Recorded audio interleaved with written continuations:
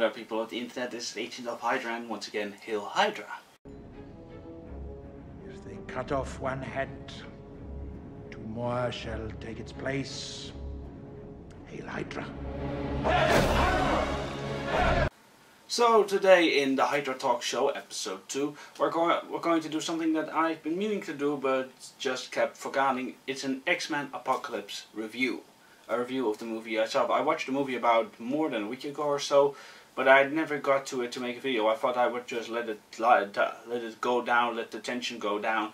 So I would wait a little bit, because it's now at the height of its popularity. So be warned, there will be spoilers here and also personal opinions. So if you don't like spoilers and you don't like my personal opinion, I suggest you leave the door there right now. So with other words, let's start with the movie review. So X-Men Apocalypse, it's a movie that, well, I've kind of waited for a while. I was wondering when X-Men's greatest villain would finally show up in the movie, and finally it did. The casting announcement of Oscar Isaac as Apocalypse did come to me as a little surprise. It wasn't someone I was expecting for the movie, but I suppose none of us were expecting him. All in all, I think personally he did a really good job at the movie. I would have expected Apocalypse to be a bit more large than life. He was, but I think it could have been bigger.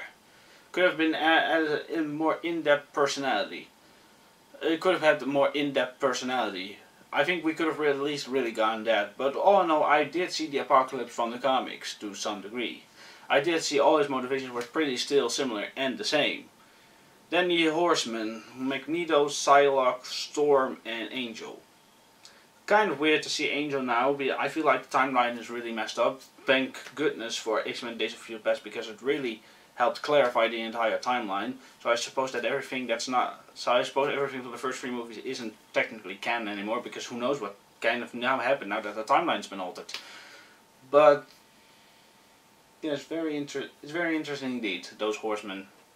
Especially Magneto, his story backline was once again amazing. Michael Fassbender does really deserve an Oscar for his great work as Magneto. He was really one of the best choices for Magneto I could possibly imagine.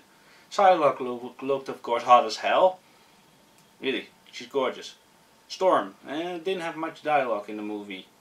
Not really anything. She could have been better. Storm could have been a little bit better. I liked more when Halle Berry portrayed her in that sense. Not that this one did anything bad, but she didn't just say much. I would have liked more dialogue, more motivation from why she felt like she needed to be around Apocalypse, because the original description described her as seeing Apocalypse as kind of a father figure. But they didn't really explore it in the movie, so that was really a downside to it. And then of course we have Angel. Well, technically turned, and he did look awesome with those bladed wings. And then we go of course to the general team. We have Professor X, we have Cyclops, Jean Grey, Beast, Nightcrawler, all very popular and actually very old members of the old X-Men team. I liked how they developed the character. Once again, I was never a fan of Cyclops to begin with. I never really liked Cyclops. I don't know what it is that I don't like about him, but I just never liked him. But the actor did a great job at it, and of course, well, I don't really watch Game of Thrones, but I know pretty much everything about it. Sansa Stark as Jean Grey, she was a great addition. I felt like she really embodied what Jean Grey was and what she was struggling with. Nightcrawler was absolutely amazing. They did really more character development than they did in the second X-Men movie, so I really enjoyed seeing that. I really enjoyed that they gave Nightcrawler a bit more scenes and a bit more characterization, as opposed to what they did in X-Men 2. Then, of course, I want to talk about the whole Wolverine cameo. Apologies for that. The Wolverine cameo was certainly surprising, because I didn't know that Wolverine was going to be in the movie. I didn't see the final trailer. I only saw the teaser trailer that was there. I didn't feel like watching the other trailers, for whatever reason, I don't know. But seeing Wolverine again is also always fine. But it still is a continuous sad reminder that we won't see him anymore soon. That this will be his second to last appearance. I will make a back-to-back video about my predictions for Wolverine 3 and its villains later on. But right now we'll focus on that. I love seeing Hugh Jackman as Wolverine, and maybe I wish he would stick around for being Wolverine more, but I suppose his time has come to an end. He will always be fondly remembered as being the only X-Men character that appeared in all movies. We're going to miss you, Hugh. We're going to miss you. But aside from the cameo was really fine. I didn't feel like William Stryker's inclusion in the movie was really necessary. I didn't feel like it was necessary for him to be in the movie. And one thing that I'm really disappointed by is that Jubilee never got to show her powers. That was really disappointing. It's a classic X-Men character, so why didn't she show any of her powers? Maybe it's set up for another film. I don't know if there's supposed to be another film after Apocalypse. I think so, but would it be? No. It's at least sad that Jubilee didn't really participate in the real battle with Apocalypse. So that's really sad. Jubilee is really one of the most disappointing fits about the movie. I love seeing her, but that she didn't use her powers is just really disappointing. Shame on you, Fox. Shame on you for that. And then, of course, yeah, but back to William Stryker. I didn't feel like it was necessary for him to be in the movie. I don't know why he was. He didn't really have any impact on it whatsoever. So I don't see why he should have been in the movie, but he was for some reason.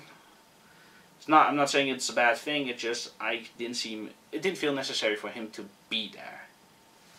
And of course, the all-around action and Apocalypse character.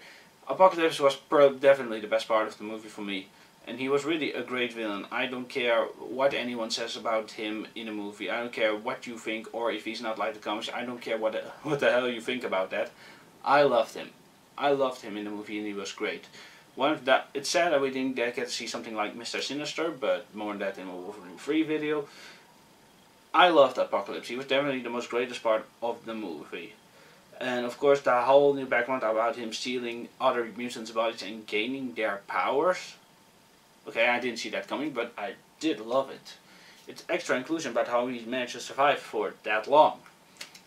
And all in all, I find X-Men Apocalypse to be one of, I think it was possibly the second best X-Men movie I watched. Days of Future Past is hard to top, but all in all, I did love Apocalypse. So if I have to give a rating, I give it the definite solid 7 out of 10. Yeah, definitely a 7 out of 10. It had its great sides, it had its bad sides.